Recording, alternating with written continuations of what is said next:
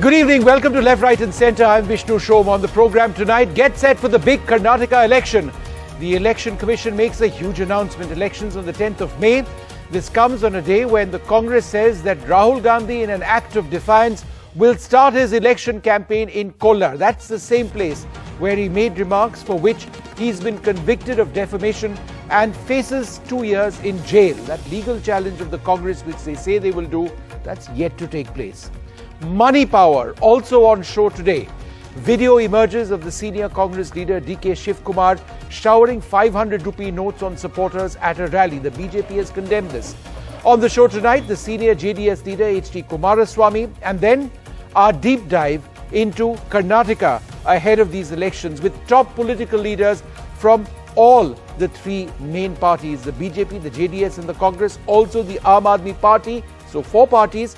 The Aam Aadmi Party looking to make a bit of a mark in Karnataka this time around. Some very special poll panels. But what we're going to do right up on the top of this program, I'm joined by a very special guest, Mr.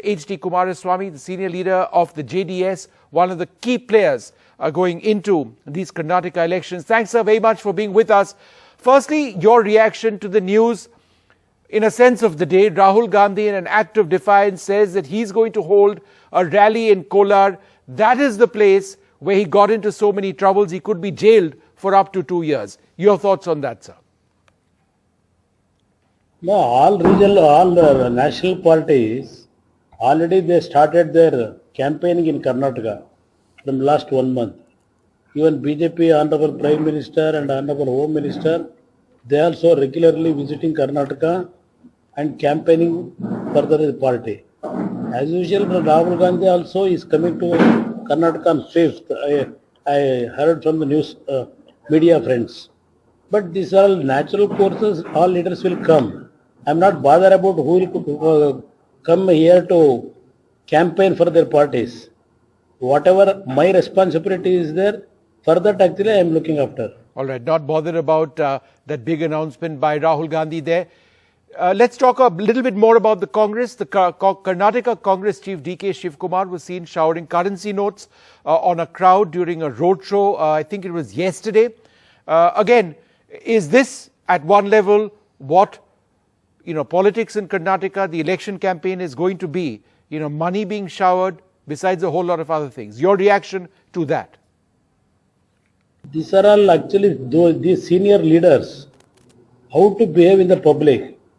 At least common sense, if it is not there, then unnecessarily this kind of embarrassment, they have to, actually because of their fault, they have to face it.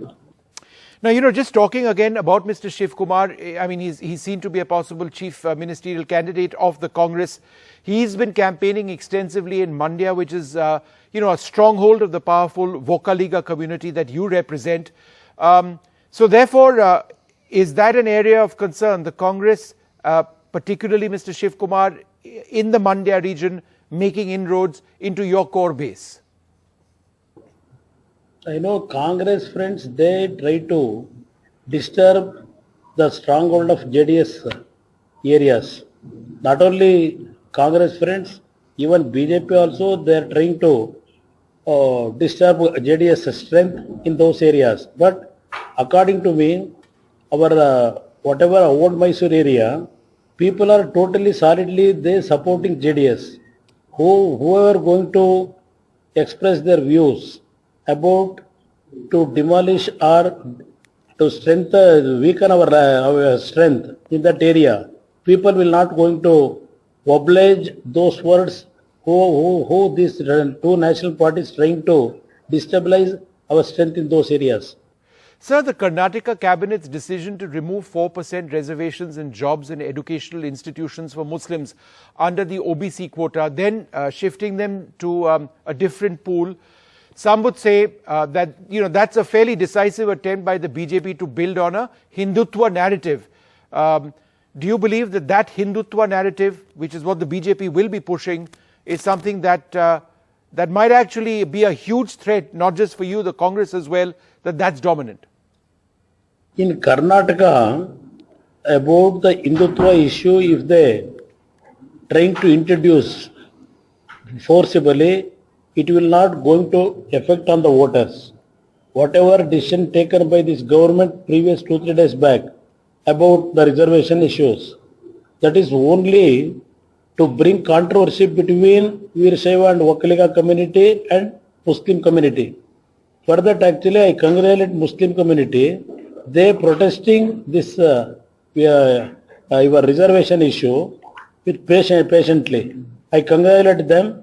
They have not given any scope for any controversy or any in between these communities to disturb the day-to-day life. Sure.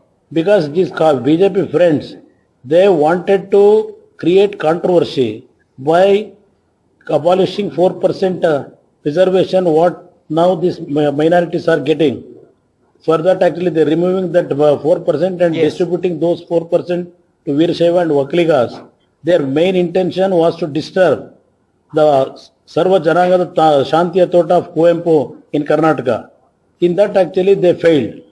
Do you, but still, sir, I mean, just to talk about the BJP's, Hindutva narrative, do you believe that polarizing issues such as, from a national level, the entire issue of Veer Savarkar in Karnataka, the issue of Tipu, the issue of wearing hijab in educational institutions, that'll have a key, it'll be key factors in the Karnataka election?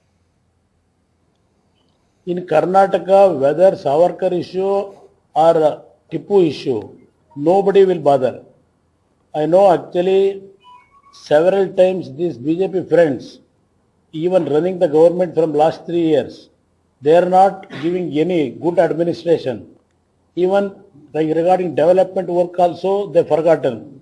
They only raising these kind of silly issues to disturb the communities. For that actually they are trying from last 3 years, but it will not going to affect on the common man, and they will going to fail by bringing these kind of issues in the mainstream, and for that Karnataka's will going to teach a lesson to these BJP friends. Mr. Kumaraswamy, in 2018 you'd come to power with the Congress, and then of course there was disaster for that political formation.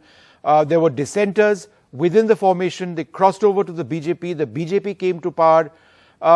Just talking about the JDS now, because you aren't with the Congress presently, do you think you can keep your flock together, particularly in the context of a close election, if it boils down to that? Here in this election, our party's main goal is to reach 123 by the blessing of the Kannadigas and to form the government on our own. Several developments took place from last 3.5 years. How these BJP friends run the government, how the people are very much disgusted about the BJP's performance in Karnataka. On that context, I will tell you, people badly needed regional party in this election in Karnataka. But sir, do you foresee a post-poll alliance with the Congress? You've allied with them in the past. That question will not arise. This time we will fight election on our own, and we will going to form the government on our own with the blessing of Kannadigas. So we'll wait for the results before we ask you that question again. Sir, in I think it was December, Mr. Devegowda had praised the Home Minister, Amit Shah, calling him active and brilliant. How would you respond to those who say that while you've been close to the Congress in the past, it's not that you're necessarily very distant from the BJP? I ask this in a potential context of a close election. We are again, both the parties, national parties, we are fighting against them. What Devegowda praised about the Home Minister in Mandya, in Milk Federation function, for that actually he has given a certificate for Devegowda. That he is in the public meeting of BJP, he given a certificate to Devegowda and Janata Dal, that ATM of Karnataka. That is the certificate given by this Honorable Home Minister. How Devegowda actually praised the Home Minister, for that actually what actually certificate he has given to Devegowda, everybody laughing about Home Minister's attitude. Sir, are you encouraged by the fact that no incumbent government has returned to power since 1985 in Karnataka? Definitely, yes. Exactly. Even you see 1989, 1999, then 2004, then 2013. People are fed up with the government who have failed in their duties. For that, actually, they have changed the system. Same thing will happen now also in this election. So, Mr. Kumaraswamy, the flip side of looking at that is that no chief minister has actually completed 2 full terms since the 1980s. So, even if you do come to power, you don't end up retaining it. Is that also not a concern for you? I mean, you can say the question is premature, but it is a reality, it appears, in Karnataka politics for the last 30 years. No, several problem is there, I will agree. In Karnataka, people are very much intelligent. How they have to take the decision with silently, they will take their own decisions. That's why actually here in Karnataka, several leaders who run the government, whatever they themselves they praising that we have done a good, marvelous job, whatever they given publicity, people ultimately they decide that they will give the marks, how much that government's performance. On that basis, they decide to choose next systems in this democracy. So there are many who would say, and it's statistically relevant, that despite whatever issue that all of you raise, whether it's the issue of, for example, corruption in Karnataka, which is an important election theme, or for the BJP, the entire issue of Hindutva, it is caste arithmetic which will determine the outcome of this election. Do you believe that, I do realize that among the Vocaligas, the JDS is dominant, but do you see a threat from, say, the Congress, which has a strong following among the Ahindas, in making inroads in the Vocaliga vote bank? Whatever caste politics is actually trying to get the benefit by these Congress friends, they will not achieve in this caste system. Whatever OBC issue, whatever Vocaliga issue, people are intelligent here. That's why I am telling you, Congress real ground reality strength, they can't cross 75-80 seats. According to me, from last 10-15 years political development analysis, if we predict Congress real strength is only 75 seats. If with very hard work and all unitedly, if they fought, they may reach 70-75 seats. That's all. Okay. Thank you very much, sir, for being with us. H.D. Kumaraswamy, the former Chief Minister of Karnataka over there. We're going to open up this debate now. I'm going to introduce our panelists. I've got a very special guest and a close friend, T.M. Veeraraghav, Executive Editor at BQ Prime. That's our sister network, and a former colleague here at NDTV. Welcome back. We're also joined by Smita Prakash, the editor of ANI, M. Nagaraj Yadav, the MLC and spokesperson of the Congress Party with us, Nasser Hussain of the JDS, Mohan Vishwa of the BJP, also joined by Professor Narendra Pani and Brajesh Kalapa of the Aam Aadmi Party. We have a long debate. We're going to go on till about 10 o'clock or so. Karnataka, the big focus. Mr. Mohan Vishwa, let me come to you first. Rahul Gandhi, it appears now, according to DK Shiv Kumar, is going to be campaigning first from Kolar. That's where he got into all sorts of trouble in the past. An act of defiance, some would say. But do you not believe that, it's a pretty strong political message? Steve Vishnu, he is our star pracharak. Let him come to Karnataka as many times as possible. And he has paid for what he has done in the Kolar in last 2019 election campaign. Let him come, not an issue. So let him come to Karnataka and do campaign the way he wants. And when he comes to Karnataka, before starting campaign, he should answer certain questions. Okay? Why did DK Shivakumar, who is out on bail, who was in CR jail on a corruption charges, has been made as KPCC president? The second question is, why did Mr. Mohammed Haris Nalpad, who has been arrested by police, put in the jail for 2 months for bashing a guy in UB city to the core? And why, there was, the third question he should answer is, Congress Karnataka is Darwaza, Gar Ek Darwaza Anek. They have some 40 doors. You have Siddaramaiah fighting internally, you have DK Shivakumar fighting internally, you have MB Patil fighting internally, and you had G. Parmeshwara, who recently said there are 13 CM candidates within the Congress in Karnataka, and you have Zamir Ahmad Khan. So these are the questions Mr. Rahul Gandhi should answer in his Kolar rally. So let him answer that, then do his campaign. We don't have any issues. Let Okay. them bring their whole bunch of national leaders. Let them campaign over here. Let them answer all these questions and let them start campaigning. We don't have any issues. All right, Mr. Nagaraj Yadav, you had a point to make. Go ahead, sir. Yeah, I just now heard the BJP spokesman speaking about about Nalpad or something about. Now the Karnataka is going for election 2023 on the basis of 4 years of performance of Karnataka state BJP government today. It is well known everywhere. The whole country was talking about 40% commission. Recently, Virupakshappa MLA 8 crore rupees was caught. And he was not able to, the state government was not able to arrest him for 5 days after the bail was given to him. He was on the TV to say that I was well comfortably sitting at home. This is the kind of administration they've been doing it. Any corruption allegation was made not only by a political party, it was made by the Contractors Association, which is a registered organization of 2.5 lakh contractors in that organization. We have also seen how many contractors have committed suicide today. One is that one. The second thing, you are in the recent past, you have seen how the polarization of politics, they try to do it, whether in the name of halal, or in the name of azan, or in the name of hijab, or any kind of thing, polarization, they try doing it. They have come to the ultimate to say that remove the 4% reservation of Muslims and put them to compete with the EWC category of Brahmin and upper classes and all that today. This kind of an administration is done. They don't believe in social justice. They don't believe in the Constitution of India. They don't believe in the So just democracy of hold India. on one second. You've raised a lot of points. And I think we need to get into a lot of those points. I'll come to that. Veeraraghav, the entire issue of corruption, is this going to be a dominant theme? I think it's a very important theme. In terms of grassroots level anti-incumbency, Vishnu, it's there. I think you don't need me to say it. You had the Home Minister come down and say, look, distance myself from my own state government and say that give Yediyurappa and Prime Minister Modi another chance, we'll give you a corruption-free government. So I don't think any of us need to declare that. The point is that caste arithmetic and that social coalition and that caste affinity going to overpower corruption? And can the Congress build a narrative? Your answer to that? I don't know. You'll have to wait for the results because this is a state which the social coalitions have held out. Yes, they have. And corruption is not a new issue.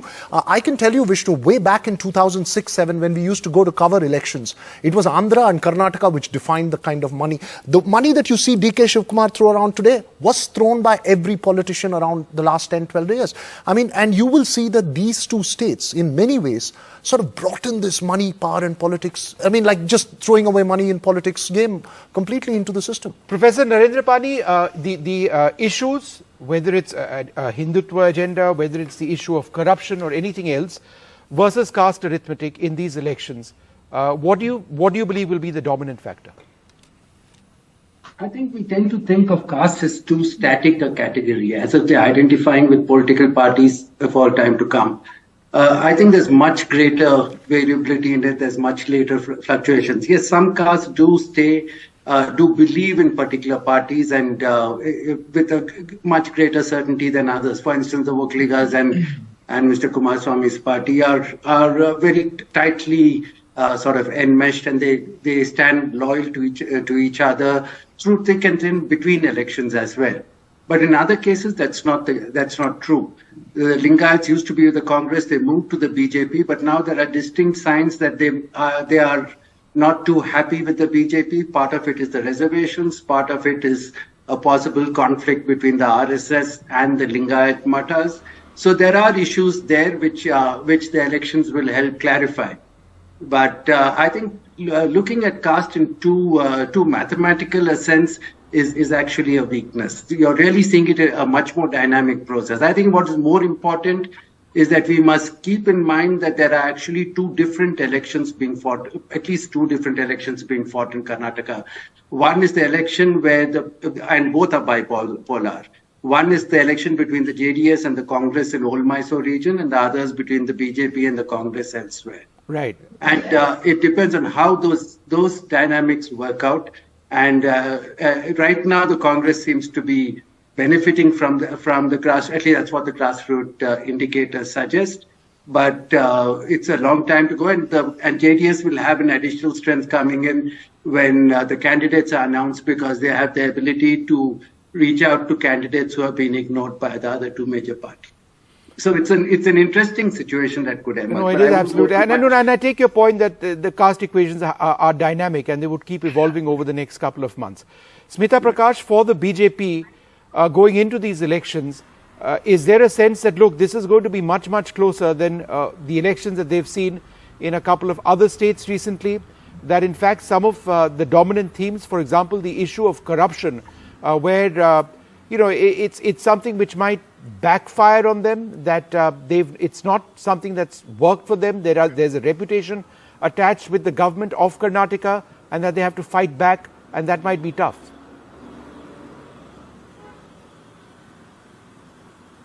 Well, we have a whole month to discuss the various issues, Vishnu. But I like Professor Parni's take on it, that it's not like what conventionally people would think, that it's a tri-cornered contest all across the state. It's going to be several contests at different places, different regions. You asked me about the BJP. I think the party apparently has set a target for 150, which is, I think, about a 30 more than they currently have. And that's quite an ambitious target, as most analysts would say, because the opinion is that there is, like which your other panelists said, that there's an anti-incumbency sentiment against the chief minister and his lackluster governance. Also, the Congress has been pretty active in getting its narrative across that the BJP has provided only a corruption-ridden governance in the state. The chief minister has had to face the twin attack, of D.K. Shivkumar and Siddaramaiah, who pull no punches when they attack the current government. And add to that fact that Rahul Gandhi's Bharat Jodo was in Karnataka for several days. It whipped up sentiments. He did help, I think 2 weeks or something. He did, there was like good photographs and coming out, and he is beginning his campaigning too. So whether people get affected by what has happened in Delhi or not, I really doubt, because people in Karnataka, when they go into election mode, it's what affects them the most. And that could be governance issues, that could be farmers' issues, it could be social justice, it could be social engineering. So if the Congress makes it into a Modi versus Rahul battle in Karnataka, it will have little resonance among the people. State elections are all about nitty-gritty issues. So there are confusing caste algorithms that come into play, and nobody really wants a messy and shaky coalition other than one political party which benefits from a shaky coalition. Okay. Rajesh Kalappa, the Aam Aadmi Party looking to make its mark as a national party. But seriously though, do you believe that you have much of a say in Karnataka going forward? Yeah, Vishnu, it's like this, that as far as the Aam Aadmi Party is concerned, incidentally, we are already a national party. Of course, the recognition is yet to come from the Central Election Commission. But we're already technically a national party, considering that we have got over 6% vote in over 4 states. We have 2 governments, and we have 5 MLAs in Gujarat, 2 MLAs in Goa with more than 6% of the vote. We have a 14% vote share in Gujarat. Therefore, we already qualified to be a national party. Point is that the ADR survey recently came out with some very startling results, and that is that 46% of the electorate of Karnataka would prefer not to go with any of the entrenched political parties. That means that 46% of the electorate is thinking of voting somebody else besides the entrenched political parties. This added to the fact that over 40% of the Karnataka electorate lives in either urban or semi-urban areas. Therefore, this is going to have a huge impact. And that's what the Aam Aadmi Party is looking to sort of get into. Veeraraghav, do they have a hope? Or is it hope against hope that somehow those who are not entrenched in the JDS, the Congress, or the BJP might go the Aam Aadmi Party way? Because the same rhetoric we heard before Gujarat, where they didn't end up doing that well. Well, I mean, I think at the moment the narrative doesn't offer any hope, right? But who knows what's happening at the ground root level? Ultimately, an election result will throw out. And as Professor Pani was pointing out, Karnataka is fascinating for this floating population, right? Floating vote. Like he was pointing out, the Lingayats originally with the Congress shifted to the Janata movement, and after the disintegration shift to the BJP. There is a battle for the Vokkaliga vote. There is a battle for the other caste combinations that exist. I don't know. One needs to wait and see if there has been a dramatic change in rural India, if there is a dramatic rejection of this kind of traditional caste politics, and saying that, look, I want a new option, I don't want this narrative anymore, then somebody new could make an impact. But at the moment, it doesn't seem like the AAP has some kind of a momentum on the ground. Okay.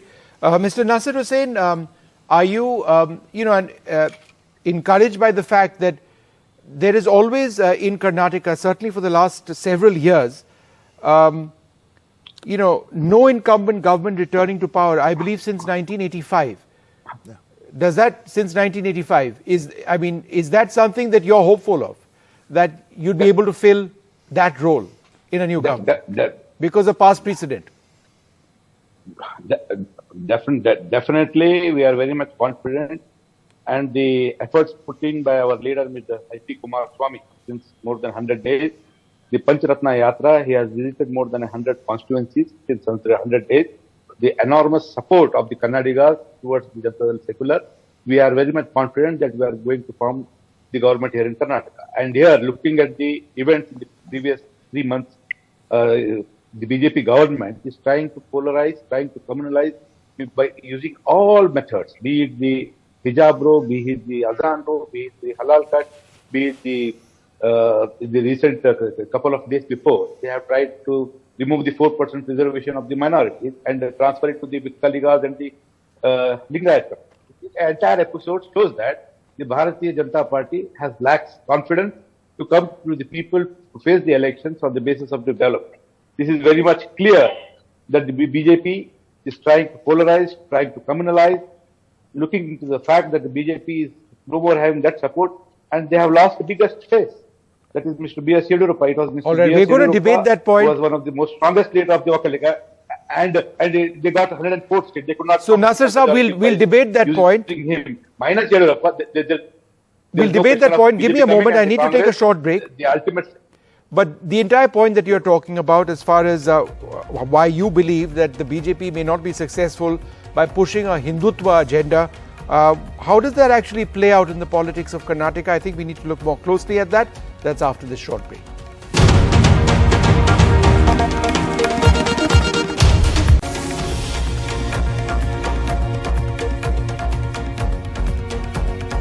Welcome back. We continue with our deep dive of the Karnataka political situation. May 10th is when the Election Commission has decided that the elections will be held. So let's go straight across to Mohan Vishwa of the BJP. I think what we were discussing before the break was the impact that a very Hindutva agenda might actually have for the BJP going forward. Now, if you look at this geographically, it's only been areas of coastal Karnataka which have actually seen a particular brand of Hindutva agenda being successful. On this occasion, we've seen a more strident BJP. The entire effort, as far as Tipu is concerned, using that to break in to the Vokaliga vote bank.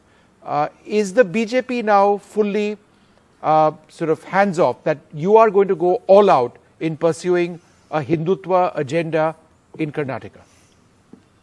See, Vishnu, people of Karnataka are witnessing the development from past 3.5 years. See, in 3.5 years, 1.5 years went for COVID. We hardly had 2 years. In 2 years, the massive development has been done. Look at the kind of inauguration that has been happening from past 10 months. PM Modi ji visiting our state. To take an example of Bangalore-Mysore Expressway, the foundation was laid down in 2018. The same was inaugurated in 2023. Take an example of Shimoga Airport. The foundation was laid down in 2021. It was inaugurated in 2023. To take an example of the Asia's largest helicopter facility in Tumkur, the foundation was laid down in 2018. No. So Mohan Vishwa, I'm sorry to interrupt you, but are you therefore you haven't answered my question. Are you therefore trying to say that development is the agenda as far as the BJP is concerned, and not Hindutva at a much larger level than we've seen in the past?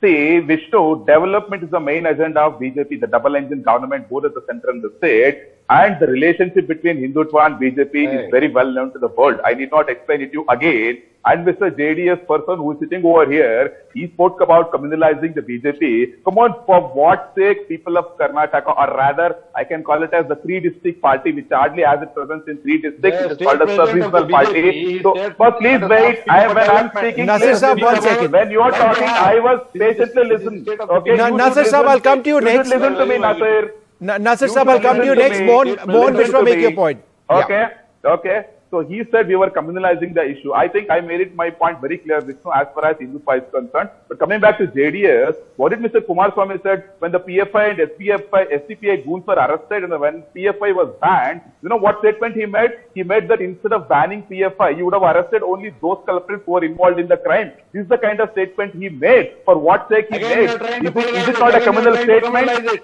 But please wait. Please. All right, Mohan Vishwa, you made your point. Let Nasser, Mohan Vishwa, 1 second. 3-district sub-regional party. You are a 3-district sub-regional party. You know, some of the districts, all right. the voters in some of the districts won't even know your party symbol. All right, we can't hear either of you. Mohan Vishwa, hold on. Mohan, you got to listen to me now. Nasser Saab, make your point. Go ahead. Yeah, in Karnataka, it is very much clear. The 40% commission allegation made by the Contractors Association, a MLA from BJP, I am not telling this. A MLA from BJP if you have a cut, Mohan, you can't interrupt now. No. Why you are keeping quiet from past 6 months? Why haven't you I am not telling this. Why you not complying? All right, both of you can fight separately. State president addressing his worker. Let me go across to Professor Narendra Pani as the two of you keep fighting.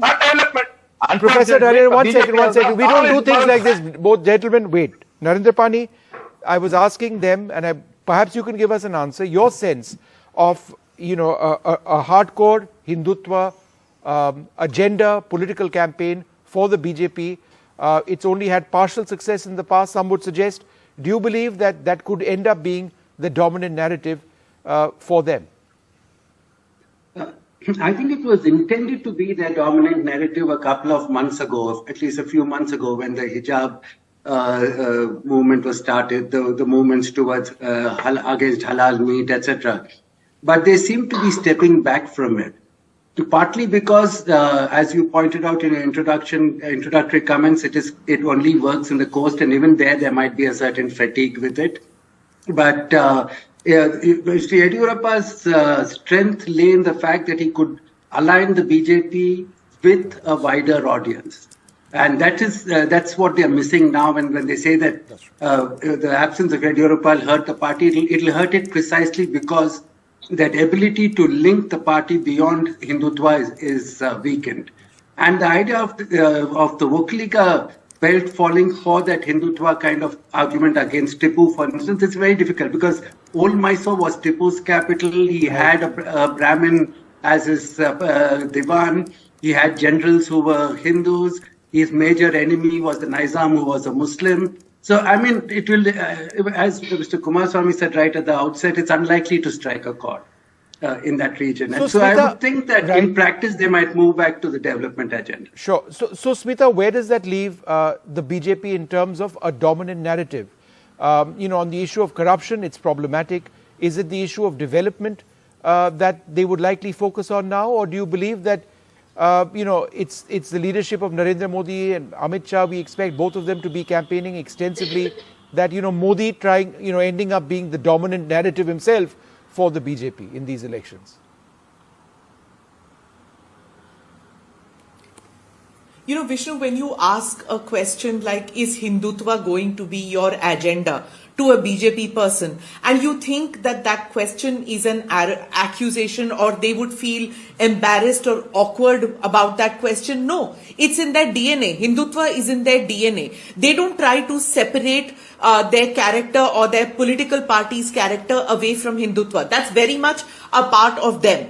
As far as electoral politics is concerned, they will use versions of that Hindutva where it suits them. If they are going to a certain region where that Hindutva doesn't strike resonance with the people, they will not talk about it. But they are not going to be embarrassed or awkward or ashamed about their Hindutva-ness, if you want to call it like that. About them. That is part of their culture, and the people who vote for them know that. They know when they are voting for them, whether it's a Hindu or a Muslim or a Christian, whoever votes for the BJP, they know that Hindutva comes as part of the package. They're not going to put that aside. So that having been said, BJP will not shy away from using their trump card, which is not Bommai, which is not good governance. That is also going to be there, but their trump card is always going to be Modi. Right. In whichever state that they campaign, Modi's campaign is going to be that one thing that they bring, that Brahmastra which they bring, and he will be brought out whenever they think it, they deem it fit. In every district of Karnataka, he will be there. So you can be rest assured that Hindutva will also be there, good governance will also be there, programs will also be there, and Modi and Shah will also be there, and so also Yogi. And so also Yogi, right. Look, you've got to just take the past data to understand whether the Prime Minister can pull this through, right, for Karnataka. 36.3% is the vote share the BJP gets in 2018, 50% plus in 2019. They sweep parliamentary elections with 25 seats, but they can't cross a simple majority in an assembly election, right? So the voter is very discerning there. He's voting for a state leadership. For instance, the JDS vote comes to about 20% consistently in the last two elections for the JDS in an assembly election, whereas it drops to 10% in the parliamentary election. So that vote transfers out to the BJP. So that's number one. The second part of the argument, Vishnu, is it's not new, right? Hindutva isn't new. I just have a slightly different take from Professor Pani there. Hindutva isn't new to Karnataka. You had the Hubli Idgah Maidan issue of Baba Bungari at that time. As he points out, it's the need for alliances that makes Yediyurappa soften down and BJP a more moderate look. Now, that moderate look isn't taking them beyond 112 seats. Right. So what's the other narrative that can take them beyond that? Either they need to break through another caste vote. So I think there is a new narrative trying to be made on old foundations. The catering to Yediyurappa and saying, I'm consolidating my old. I'm not letting go of my old, but I really need some new narrative. And I think the party has been searching for that. I think the problem is that you don't have that leader. Right. You don't have that one leader who can lead that campaign and change the narrative in Karnataka. So till that happens, I think the old social coalitions will hold out. Yeah. Professor Pani, what happens if there's a close election this time around? I know it's premature to be looking at a post-poll alliance situation, but given the fact that we've had the Congress and the JDS ally in the past, given the fact that that alliance broke, the BJP got hold of some of their leaders, given what we've seen in other states, most recently, of course, Maharashtra, how secure are each of these political formations? I think if the numbers turn out in a way that requires an alliance, there will be alliances. But right now, the JDS would appear to be catering to an audience which is similar to that of the BJP. So I would think right now the alliance between the BJP and the JDS is a more likely formation rather than the JDS and the Congress. Previously, the JDS used to present an image of being closer to the Congress.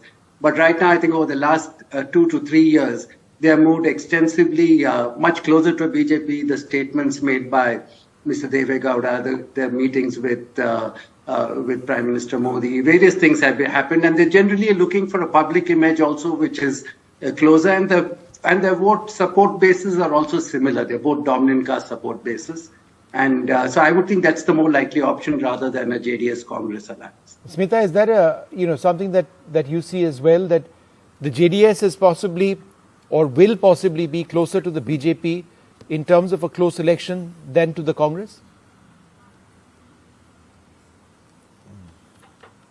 No, I don't know, because it's anybody's guess which way the JDS goes and when the numbers actually come. You just cannot predict how Mr. Deve Gowda will pull his punches, how HD Kumaraswamy and what transpires if and when a situation of a hung assembly comes forward.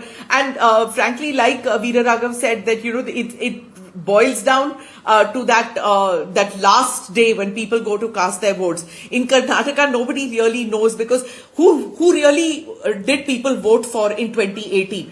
Yediyurappa forms the government, he loses it. Kumaraswamy comes in with the Congress, he loses it.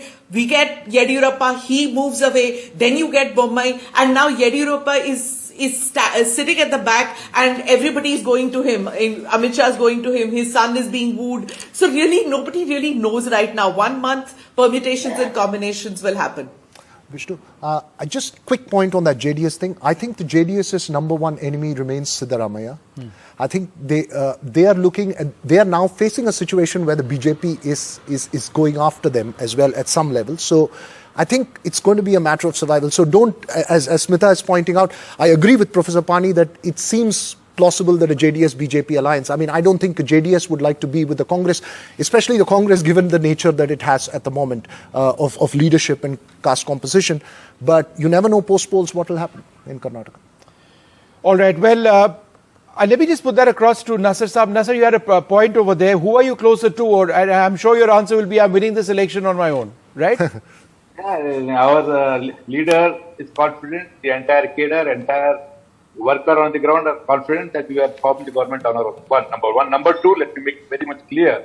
The issues, the polarization of communalization politics done by the BJP, the only voice in Karnataka which has stood against the BJP, be it in the matter of hijab, be it the halal cut, be it the Azam issue, every issue, it is the leadership of Mr. Kumaraswamy who has strongly opposed the Bharatiya Janata Party, and there is no question of Mr. H.D. Kumaraswamy or Janata Secular aligning with the BJP. This is all ifs and buts. We are fighting against both BJP and the Congress, and we are confident that we will form the majority on our own. This is the morale of the workers is very much high in almost around 150 constituencies which the Kumaraswamy ji is visiting. Let this be very much clear. And you discussing about whether we will go with BJP or whether we will go with Congress, both the political parties are making statements. The Congress friend makes a statement that will go with BJP, and the BJP person will say we will go with the Congress. Ultimately, they both want to keep their books intact. We are fighting against both the political parties. We are opposed to both the ideologies. We are opposed to both the national political parties. And let's record these statements. We'll be recording the statements. It's actually automatically recorded. You see, Karnataka is a state where even after the results are out, you don't know who the winner is. No, exactly. So I think as far as JDS, only God and Gowda know which side they're going to shift, right? Mohan Vishwa, you had a point. That's interesting. Mohan Vishwa, you had a point. Go ahead. See, Vishnu, the problem with the JDS is, like as I said, it got hardly 37 seats and it lost 187 out of 224. Please do remember that. At this time also, I don't think so they crossed more than 20 seats. I will tell you one more reason. See, the people are aware that it's a dynasty. Vishnu, you have to mute his audio, Vishnu. You have to mute his audio. That will get me into a whole lot of trouble. Yeah, exactly. No, BJP also had the same number of seats, family quality. It's a family party. Mr. Devegowda is a Rajya Sabha member. Then H.D. Kumaraswamy BJP also the same. Then Anita Kumaraswamy is an MLA from Nasser Saab, let him make his point. Nasser Saab, it really doesn't make sense if everybody talks at the same time. This is the problem with them. That is why people will not vote for them. As I told you earlier, in most of the districts, people won't even know their symbol. I'm telling you this. They lost 187 out of 224. No, I think that's over-exaggerating. I think that's over-exaggerating a fair bit. No, let me continue. See, as I told you, you have Revana. Rajesh Kalappa, you had a point to make. Go ahead, sir. Does BJP have the guts to say that we are giving only one ticket to the family? WhatsApp circulating in Bengaluru that goes like this. That the results come out on the 13th. Every district. And after the 13th. Nasser Saab, 1 second. Nasser Saab, hold on. Somebody else is speaking. Brajesh, go ahead. Mr. Kalappa. Yeah. So, see, the election results are on the 13th. And from 14th onwards, it's the time of going to resorts. This is a WhatsApp which is circulating in Bengaluru. Brajesh, you're from Coorg. You have many resorts. Brajesh, you're from Coorg. You have many resorts there. Will then be plied to resorts, and then there will be attempts to buy and sell and so on and so forth. So this is already circulating in Bengaluru. All right. No, Brajesh, actually you can go to resort from today itself because you don't have any base at all in Karnataka. All right. Okay, look, I'd like to thank all of you for joining us. I'm joined now by Dinesh Kundu Rao of the Congress Party. Thanks very much, sir, for being with us. I'm just trying to understand a little bit about your strategy to field Rahul Gandhi in Kolar itself. Some would suggest, your detractors would suggest that your goal now politically is to make Rahul Gandhi into a bit of a martyr, given the conviction that he has had. Is that your goal? No, are you saying that to make Rahul Gandhi contest in Kolar? No, that he's going to be making his first election rally in Kolar. That's what DK Shiv Kumar said today. Yeah, he's coming to Kolar on the 5th. There are two reasons for that. One is obviously because the disqualification and the sentencing that has happened was based on his speech in Kolar when he had spoken during the previous parliament election. And now, since we are in election mode in Karnataka, so I think it's a twin strategy of going back to Kolar and speaking what is there exactly in his mind, and also also be part of the election campaign for the Congress in Karnataka. So it's, no, but is it not? No, but sir, you're playing it down. The choice of Kolar is important, isn't it? The fact that he got into those remarks where he, said things which exactly. For which So is that it's again? Are you? It's the best place. It's the best place for him to come and again speak exactly what is there in his mind. Right. To speak from Kolar. So there are two issues. One is that which connects to his speech last time when he made, due to which the court has given him a 2-year sentence for the first time, I think, in India's political history, where someone making a speech and not making a very, not even a very offensive remark gets 2 years imprisonment. And also, it's election season, so it's both. What about DK Shiv Kumar being shown yesterday, sort of throwing 500 rupee notes? Is that the sort of politics that you'd like to see in these elections? See, I think I think he was in his constituency, in his home area, and he has, shown been a bit exuberant. I think you're trying to make a big show of something which is not so big. We're not yet in election. I'm just saying that yesterday elections were not announced. Elections have been announced today. So from today onwards, the code of conduct comes into play. Till yesterday, giving money or spending money is not a crime in itself as long as the money is accounted for. So why make something so big? Will Mr. Siddaramaiah contest from Kolar? See, now that Mr. Siddaramaiah has already expressed his view that he will want to contest from two places. One is Varuna, of course. Regarding Kolar, that will be decided by ultimately the CEC. And Varuna, his name has already been cleared. So Kolar, because of the local pressure from Kolar, that all our Congress people are candidates from the surrounding constituencies, and all our leaders are putting immense pressure on him to contest from Kolar also. So that final call will be taken by CEC. All right, that's important and that's interesting. A final call on that matter. Let's see where Mr. Siddaramaiah goes. You had a question, Veera Raghav. No, the Kolar was the question that I had. Will he get? The question is that if he's going to be given a second seat, where does it stop? Does it stop with him? Will he be given that special treatment, which is sort of declaring that he is the chief ministerial face? Is he the chief ministerial face? See, Mr. Siddaramaiah is definitely one of the faces for our election. He is the most popular leader in Karnataka today, cutting across all political parties. And the popular face or the mass leader in BJP was Mr. Yediyurappa. Since he is no more in the political fray in terms of becoming a chief minister or even not even contesting elections, he is out of the picture. So the one man who's got the biggest mass following in Karnataka is Mr. Siddaramaiah. And of course, we have DK Shiv Kumar and many, many other leaders who are there. So the ultimate choice of who is going to be chief minister will be decided by the legislature party and in consultation with the High Command. So we're not naming any person as the chief ministerial face. But of course, Mr. Siddaramaiah is one of the faces for our election campaign.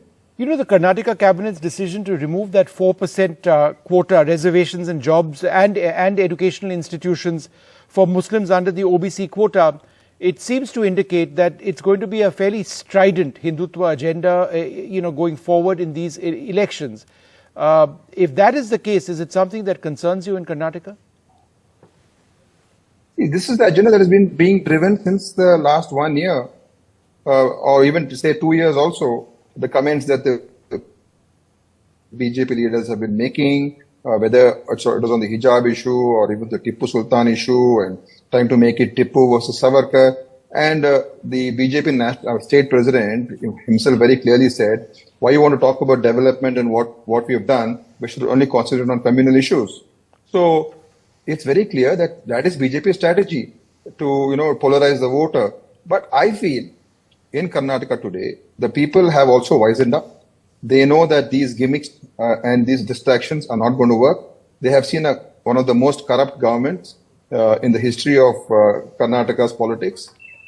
Yesterday, I was hearing Prime Minister Narendra Modi speaking about corruption, and he comes to Karnataka every second day, and his government is the most corrupt government in the country. So Mr. Modi says all these, nice sounding words in his speeches, but what's he doing about his own government here in Karnataka?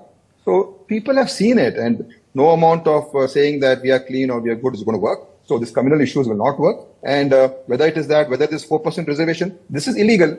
How can a cabinet subcommittee report remove a 4% reservation which has been given based on the Backward Classes Commission report? All right. This will ultimately go to court, and this entire reservation that has been given will be scrapped finally because it is violating on many fronts. On the Indira Sawhney case, Supreme Court judgment front, on the way reservations have been, done, removing the Muslims, giving it to Okaligas and Lingayat, and doing the internal reservation for SCs. All these things are ultimately going to be struck down by the court. So nothing of this is actually going to come into effect. All right. Well, we'll see, Mr. Gundu Rao, where exactly it goes and what the road ahead is. But it's going to be a very hectic month going forward. I'd like to thank you very much. We are very confident of the state. Yeah. Could you give us a number that you think you're going to, and then we'll hold you to it. I myself am contesting an election. This will be my 6th election, and I won the last 5 times, and I can feel the buzz on the ground. When we are going to people who are traditionally voting Where do you for think BJP the Congress is saying, going to be placed in terms of numbers? You were at what, 78 last time around? I would say we were 70, we were 80 last time, and we will definitely have an absolute majority. I can see a number in the range of 125 to 130 because people want a stable government and people want a good government, and I think the swing is going to increase for the Congress party, and we're going to get an absolute majority. All right, we'll leave it over there. Thanks very much, sir, for being with us. Veera Raghav, great to have you. We are going to be tracking the Karnataka situation very, very closely indeed over the next several weeks. But for now, from all of us here on the Left, Right and Centre team, good night.